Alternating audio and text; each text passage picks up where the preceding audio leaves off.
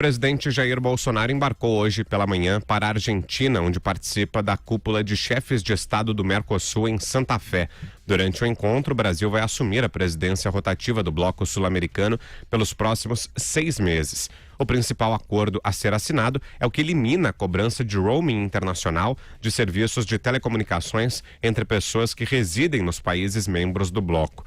Outro acordo a ser assinado pelos países membros deve permitir a brasileiros, argentinos, uruguaios e paraguaios ter assistência consular diplomática em embaixadas de qualquer um dos países que compõem o bloco quando não houver representação do seu país de origem. Na prática, por exemplo, se um cidadão paraguaio estiver em um país que não tenha representação consular do Paraguai, ele poderia ser atendido nas representações do Uruguai, do Brasil ou da Argentina. Ô Bruno, começo essa com você. O que é que você achou desses tratados? Parece que é para isso que serve um bloco, né? Para esse tipo de acordo, como esse do roaming e esse das embaixadas, né? Exatamente, Vitor. E tem uma coisa interessante, o Mercosul durante muito tempo ficou como um cadáver insepulto. A gente não sabia nem que existia e essa reunião e a forma como o atual governo vem lidando com o bloco, parece que vai fazer com que o moribundo, né, tenha aí ou ganhe vida ou tenha uma sobrevida, vamos ver. Mas de fato, assim, se é um bloco econômico, as questões econômicas elas têm que ser discutidas e têm que ser levadas adiante. Há muitos problemas no Mercosul desde a sua origem, mas se avançar essa coisa do roaming, a representação consular, né, o fato do permitir que brasileiros, argentinos, uruguaios, paraguaios tenham assistência consular mesmo nos lugares onde não haja, né, o consulado do seu respectivo país, é algo importante. E imagine se você está no exterior e precisa de alguma ajuda, né, isso cria uma facilidade muito grande.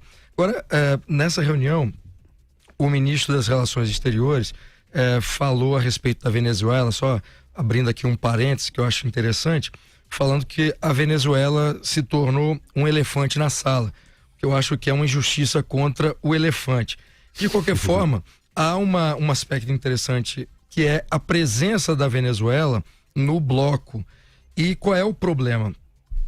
Um dos princípios que regem o bloco é o protocolo de Ushuaia sobre compromisso democrático no Mercosul, foi assinado em 1998, e já no artigo 1º, esse protocolo ele estabelece um compromisso democrático entre os países. E é bom lembrar, assim, a Venezuela se tornou membro pleno, membro efetivo, em 2012, quando ainda o ditador Hugo Chávez estava vivo e comandando de forma autoritária o país. O Nicolás Maduro assumiu em 2013 e a Venezuela, sendo uma ditadura, continua num bloco que tem como princípio preservar a democracia. Eu acho que é uma contradição que existe e que tem que ser discutida. Andreasa. Vitor, essa é a primeira reunião de cúpula do Mercosul depois do importante acordo firmado com a União Europeia. Como o acordo aconteceu durante a reunião do G20, salvo engano, as únicas representações do Mercosul ali presentes eram o presidente do Brasil e o presidente da Argentina. Isso coloca o Brasil numa posição grande, forte, de liderança, junto com a Argentina, evidentemente, mas a Argentina enfrenta um processo eleitoral agora, o que coloca o Jair Bolsonaro como, portanto, consolidado a principal liderança do Mercosul. E ele me parece muito à vontade nesse lugar, né? Como você detalhou aí, Vitor, pontos de simplificação para a vida do cidadão que tem natureza liberal, esse ambiente me parece ser o gatilho para que naturalmente, respondendo à questão pertinente apresentada pelo Garchagen, para que a Venezuela seja aos poucos expelida do Mercosul.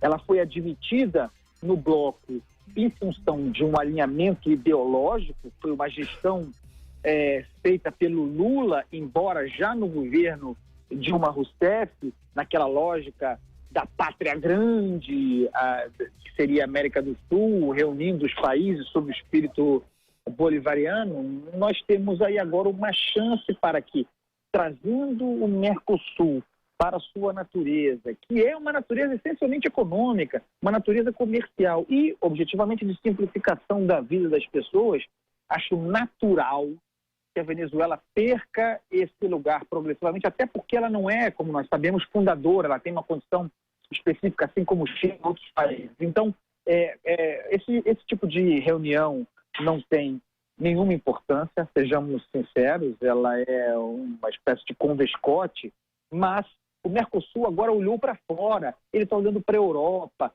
Então, muito bem, vamos em frente e a Venezuela vai se tornando aos poucos, pelo menos nessa circunstância, algo residual.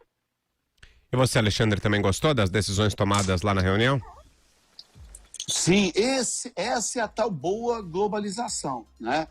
Infelizmente, tem muita gente que faz uma confusão proposital, às vezes por má fé, às vezes por ignorância, do que é globalismo, o que é globalização.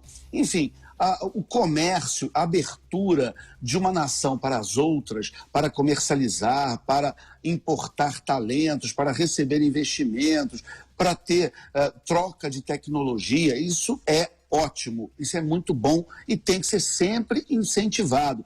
Essa visão humanitária também, se, por exemplo, alguém do Mercosul, um paraguaio, precisa de ajuda em algum país e tem uma embaixada do Brasil e a embaixada do Brasil está aberta a receber esse paraguaio, esse argentino, isso é humanitário, isso é ótimo, muito bacana, merece todos os aplausos. O que não pode se confundir, e há uma confusão proposital em relação, é o tal dessa que seria a boa globalização, da boa relação entre os países e o tal do globalismo, né?